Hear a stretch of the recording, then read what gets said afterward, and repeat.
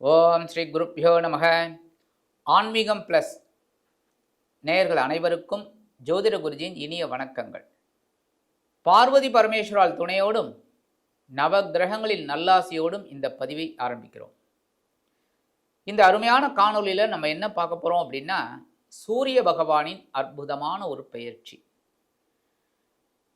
ஆக்சுவலாக பார்த்தீங்கன்னா சூரிய பகவான் அதெல்லாம் நம்ம பூமியில் இருக்கிறதுனால தான் நம்ம பெயர்ச்சியாக நினச்சிக்கிறோம். பட்டு சூரியன் சந்திரன் எல்லா கிரகங்களும் அதே இடத்துல தான் இருக்குது. பூமி தான் நீள்வட்ட பாதையில் சுற்றின்னு இருக்கு. அதனால தான் உங்களுக்கு எல்லாருக்குமே தெரியும். அந்த வகையில் இந்த சூரிய பகவான் ஆத்மகாரகன் பித்ருக்காரகன் அப்படின்னு சொல்லக்கூடியது. இந்த ஆத்மாவை பூமிக்கு அனுப்புறதே இந்த சூரிய பகவான் தான். இந்த சூரிய பகவானோட ஒளியை வாங்கி தான் அத்தனை கிரகங்களும் நமக்கு செயல்பாட்டுக்கு வருது, ராகு கேது தவிர. அதனால தான் அதுக்கு நிழல் கிரகங்கள் சாயா கிரகங்கள் அப்படின்னு சொல்கிறோம். அதுக்கு அடுத்தபடியாக பார்த்தீங்கன்னா சனீஸ்வர பகவானும் அதே தான். அதாவது சூரிய பகவானோட ஒளியை வாங்கிட்டு மெதுவாக போகிறதுனால தான் சனீஸ்வர பகவான் ரொம்ப தூரத்தில் இருக்குது. அந்த வகையில் இந்த ஆத்மகாரகன் பித்ருக்காரகன் 17/9/2025 முதல் 17/10/2025 வரைக்கும் கிட்டத்தட்ட ஒரு மாதம் கன்னி ராசியில் சஞ்சாரம் பண்ண போகிறார். கன்னி ராசி அப்படிங்கும்போதே அது புதனோட வீடு. அந்த புதனோட வீட்டில் சூரிய பகவான் வர்றது ரொம்ப பெரிய பாக்கியம். ஏன்னா புதனுக்கும் சூரியனுக்கும் நட்பு தான். அதனால தான் புதனும் சூரியனும் ஒரு இடத்துல இருந்தது அப்படின்னாலே புதஆதித்ய யோகம். ஒரு குழந்தை பிறக்கும்போது அந்த இது இருந்தனால யோகம், சின்ன சின்ன டிகிரி வித்தியாசம் இருந்தால் கூட அந்த யோகம் கண்டிப்பாக அந்த குழந்தைக்கு கிடைக்கும். இந்த சூரிய பகவான் சிம்ம ராசிக்கு அதிபதி. அதே சமயம் கிருத்திகை, உத்திரம், உத்திராடம் இந்த 3 நட்சத்திரத்துக்கும் இவர் தான் அதிபதி. அந்த வகையில் இந்த சூரிய பகவான் கன்னி ராசியில் இருந்துக்கிட்டு அற்புதமான பலன்களை கொடுக்க போகிறார். கன்னி ராசி அப்படிங்கும்போது புரட்டாசி மாதம். ஆக்சுவலாக புரட்டாசி அப்படின்னாலே டக்குன்னு நமக்கு ஞாபகம் வருது பெருமாள் தான், வைஷ்ணவ சம்பிரதாயம் தான். திருப்பதியிலையும் நல்ல பிரம்மோற்சவம் அதெல்லாம் நடக்கும்.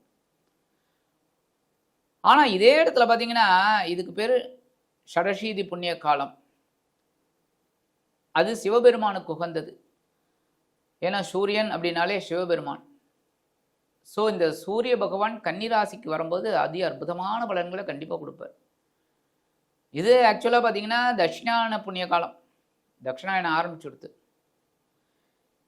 இந்த சூரிய பகவான் 17/9/2025 முதல் 27/9/2025 அவரோட சொந்த நட்சத்திரமான உத்திர நட்சத்திர காலில் சஞ்சாரம் பண்றார்.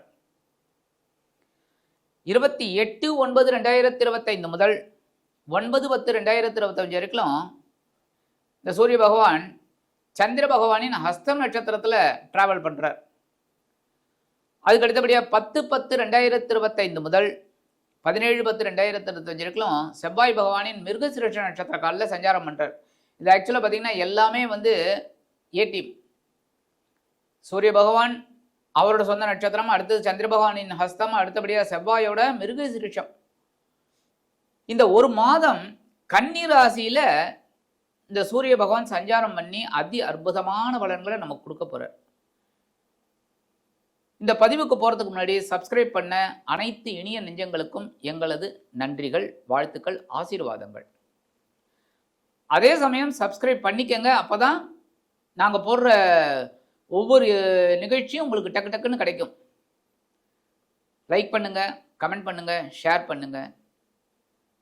இப்போ இந்த பதிவுக்கு போகலாமா? எனது அன்பான துலாம் ராசி நேயர்களே, இந்த அருமையான காணொளி உங்களுக்கு மிக அற்புதமாக இருக்கும். ஏன் அப்படின்னா சூரிய பகவானின் அற்புதமான பேச்சு. இந்த சூரிய பகவான் உங்களுக்கு லாபாதிபதி. லாபாதிபதி அப்படிங்கும் போதே நீங்கள் ஒவ்வொரு விஷயத்துலையும் ஒரு தெளிவாக நீங்கள் ஸ்கெட்ச் போட்டு பண்ணிங்கன்னா உங்களுக்கு கண்டிப்பாக வெற்றி கிடைக்கும். அந்த வகையில் இந்த லாபாதிபதி இதுவரைக்கும் எங்கே இருந்தார்னு பார்த்தீங்கன்னா லாபஸ்தானத்தில் இருந்தார். ஆகா, லாபாதிபதி லாபஸ்தானத்தில் இருந்தால் நல்லா கொடுத்துருப்பாரு. ஏகப்பட்ட பொருட்கள் கொடுத்துருப்பார், குடும்பத்துக்கு தேவையானதெல்லாம் கொடுத்துருப்பாரு, தொழில் நல்லா அமோகமாக போயிருக்கோமே, உத்தியோகத்துலேயும் நல்ல முன்னேற்றம் கிடைச்சிருக்கோமே. நீங்கள் புலம்புறது புரியுறது. பரவாயில்லைங்க, நீங்கள் சொல்கிற மேலே ஒன்றும் பெரிய டாப் போஸ்ட்டில் இல்லை, ஆனால் பரவாயில்லை, சமாளித்தேன் அப்படின்னு சொல்கிறது புரியுறது. ஏன் அப்படின்னா அந்த லாபஸ்தானத்துல கேதுவும் இருந்தார். ஒரு ஆன்மீக பயணங்கள் மூலமா ஒரு சில நன்மைகள், ஆன்மீக விஷயங்களை நீங்க செஞ்சீங்கனாலே அதனால ஒரு நன்மைகள் அதெல்லாம் கிடைச்சதே தவிர பெரிய அளவுல ஒரு மாற்றங்கள் உங்களுக்கு பெருசா கிடைக்கல. ஆனா கடைசியில ஒரு மாற்றத்தை கொடுத்தார், ஒரு நல்ல ஒரு முன்னேற்றத்தை கொடுத்துட்டு போயிட்டார். சரி, இப்போ அந்த சூரிய பகவான் எங்கே வராருன்னு பார்த்தீங்கன்னா அற்புதமாக விரயஸ்தானத்துக்கு வரார். ஏன்னா இது வரைக்கும் கேதுவோட இருந்தார், இப்போ விரயஸ்தானத்துக்கு வரார். இப்போ கேது தனியாக இருந்து உங்களுக்கு அருள் பண்ண போகிறார். இப்போ விரயஸ்தானத்தை வரக்கூடிய இந்த சூரிய பகவான் என்ன மாதிரி கொடுக்க போகிறார் அப்படின்னா உத்தியோகத்தில் ஒரு முன்னேற்றத்தை கண்டிப்பாக கொடுப்பார்.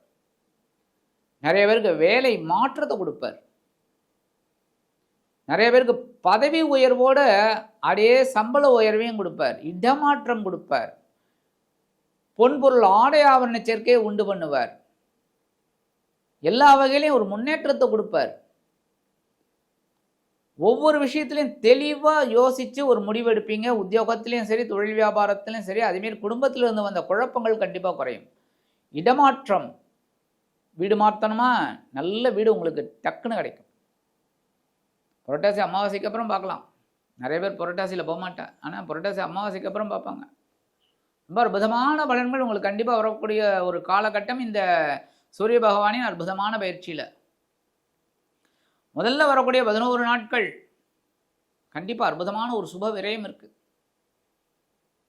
அதுமாதிரி திருமணமாகாத குழந்தைகளுக்கு திருமண யோகம் உண்டாகும். ஏன்னா அதுவும் செலவு தானே. ஆக இந்த சுப விரயம் கிடைக்கக்கூடிய ஒரு காலகட்டம். எதனாலன்னா முதல்ல வரக்கூடிய 11 நாட்கள் சூரிய பகவானின் சொந்த நட்சத்திரமான உத்திரம் நட்சத்திர காலில் டிராவல் பண்ணுறார். கண்டிப்பாக ஒரு சுப விரயம் உங்களுக்கு அற்புதமாக காத்துன்னு இருக்கு. பயணங்கள் அற்புதமாக இருக்குது. லாபம் ஒரு வகையில் வந்தாலும் ஒரு வகையில் செலவு வந்துட்டு இருக்கும். வரவுக்கேற்ற செலவு. வரவு எட்டனா செலவு பத்தனான்னு நினைக்கப்படாது. அந்த வரவு எட்டனாக்குள்ளேயே எல்லாத்தையும் அடக்கிக்கணும். அப்போ தான் நமக்கு நல்லது. அதுக்குள்ளேயே சேமிக்க முடிஞ்சால் சேமிச்சுக்கலாம்.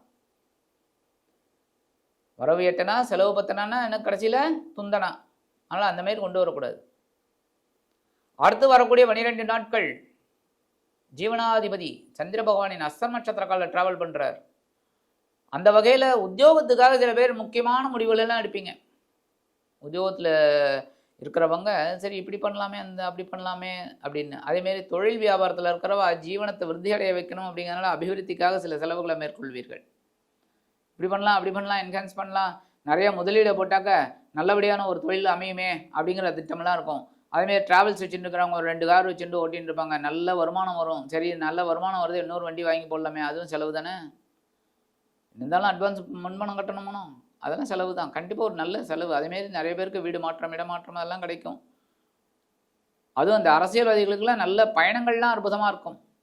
ரொம்ப நாளாக நீங்கள் நடக்காத வேலையில் இன்றைக்கி நடத்தி காக்கக்கூடிய ஒரு நாட்கள் இந்த நாட்கள். அற்புதமாக எல்லாத்தையும் நடத்திப்பீங்க. ஒரு முன்னேற்றம் வரக்கூடிய ஒரு நாட்கள். அடுத்து வரக்கூடிய 8 நாட்கள்.